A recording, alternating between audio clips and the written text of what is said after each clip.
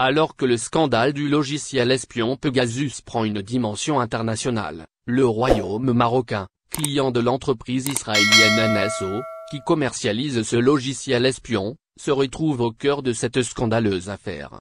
Outre des cibles françaises, le Maroc a étroitement surveillé l'Algérie. Plus de 6000 numéros de téléphone appartenant à des Algériens ont été ciblés par les services de renseignement marocains. Le journal Le Monde s'est intéressé de très près à cette affaire qui a fait couler beaucoup d'encre. Le quotidien français, dans un article qui a été publié aujourd'hui, le 20 juillet 2021, a dévoilé plusieurs noms d'Algériens ciblés par cette opération d'espionnage menée par le Maroc.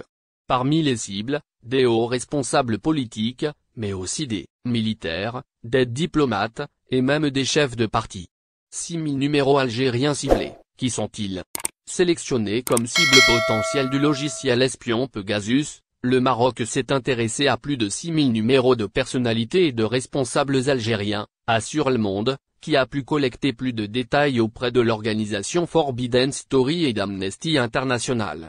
Il s'agit, apparemment, de numéros appartenant à des diplomates pour la plupart, mais aussi à des responsables politiques, des militaires, des chefs des services de renseignement, des hauts fonctionnaires et même à des militants politiques. Parmi les noms cités par la même source, figurent ceux de Saïd, Nassé et Zor Bouteflika, les frères et sœurs du président déchu Abdelaziz Bouteflika. Mais outre le cercle familial de l'ancien chef de l'État, figurent aussi ses plus proches collaborateurs. En effet, parmi les numéros sélectionnés par le Maroc, apparaissent ceux des chefs des services de renseignement de l'époque, ceux des généraux Ali Benda, Ouassini Bouaza et Bachir Tartag, mais aussi des numéros attribués à des commandants des forces terrestres et aériennes.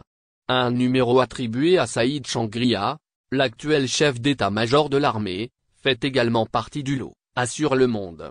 Ahmed Gued Salah, l'ancien homme fort du pays entre avril et décembre 2019, n'a pas échappé lui aussi à cette vaste opération d'espionnage perpétrée par le Maroc.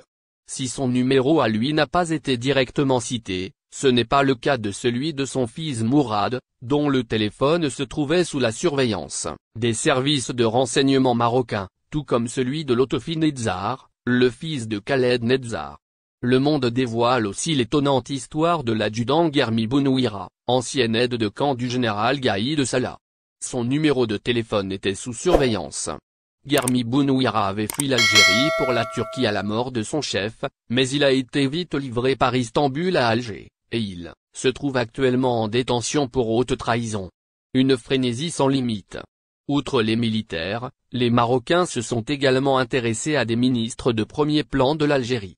Parmi les numéros espionnés figurent certains qui sont attribués à Noureddin Bedoui et à Remtan Lamamra, mais aussi à Sabri Boukadoum et à Noureddin Eyadi. Ce dernier a déjà occupé le poste de directeur de cabinet de la présidence de la République.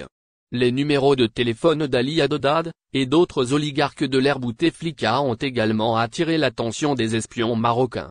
Le Maroc, toujours via le logiciel espion Pegasus, a également ciblé des journalistes, des personnalités de l'opposition et de la société civile, assure Le Monde qui cite l'exemple de l'ancien ministre et diplomate Abdelaziz Rahabi.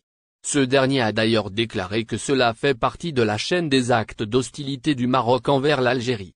Cette hostilité permanente vise donc désormais les institutions, mais aussi des personnalités indépendantes. Parmi ces personnalités indépendantes ciblées par la frénésie paranoïaque du royaume chérifien, figure aussi Zoubida Assoul, affirme encore Le Monde. Présidente de l'Union pour le changement et le progrès, UCP, et membre actif du PAD, Madame Assoul, pourrait faire partie de ceux dont les téléphones ont été mis sur écoute par le Maroc. Au nom de quel droit un pays étranger se permet-il de venir m'écouter, espionner mon travail? La communauté internationale doit réagir contre l'agresseur, mais aussi contre celui qui conçoit ce matériel pour que d'autres espionnent des sociétés civiles et des opposants.